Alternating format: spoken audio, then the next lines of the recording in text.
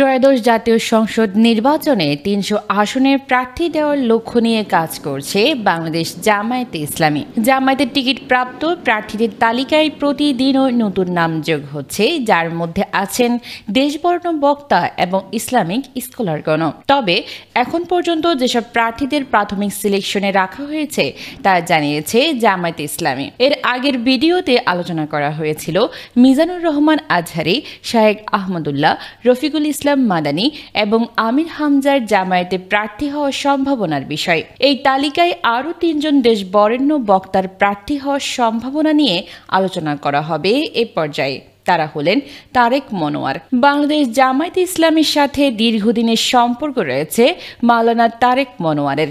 তারেক মনোয়ারের পিতা শফিকুল্লাহ বাংলাদেশ জামায়াতে ইসলামীর কেন্দ্রীয় নেতা ছিলেন। তিনি ১৯৭৯ সালে দ্বিতীয় জাতীয় সংসদ নির্বাচনে জামায়াতে ইসলামীর হয়ে ইসলামিক ডেমোক্রেটিক লীগের প্রার্থী হিসেবে তৎকালীন নোয়াখালী ১২, বর্তমান লক্ষ্মীপুর ৩ আসন থেকে সংসদ সদস্য নির্বাচিত হন। তাই জামায়াতে ইসলামীর অনেক নেতাকর্মী চাচ্ছেন লক্ষ্মীপুর ৩ আসন থেকে মাওলানা তারেক মনোয়ার প্রার্থী হন। তবে এই আসনে জামায়াতের ব্যানারে প্রার্থিতা করার সম্ভাবনা রয়েছে আরও ৩ জন জনপ্রিয় বক্তার। তাদের মধ্যে অন্যতম হলেন মুফতি কাজী ইব্রাহিম। লক্ষ্মীপুর সদর উপজেলার চন্দ্রগঞ্জ থানায় বেড়ে ওঠা বর্তমান সময়ের আরেকজন দেশ বরেণ্য বক্তা মুফতি কাজী ইব্রাহিম। শুধু লক্ষ্মীপুর ৩ নয়, গোটা লক্ষ্মীপুর জেলাতেই দাবি উঠেছে কাজী ইব্রাহিমকে জামায়াতের প্রার্থী করার। তবে ছাত্র শিবিরের সাবেক কেন্দ্রীয় সভাপতি ডক্টর মোহাম্মদ রেজাউল করিমকে লক্ষ্মীপুর ৩ আসন থেকে নমিনেশন দেওয়ার আভাস পাওয়া যাচ্ছে দলীয় সূত্র থেকে।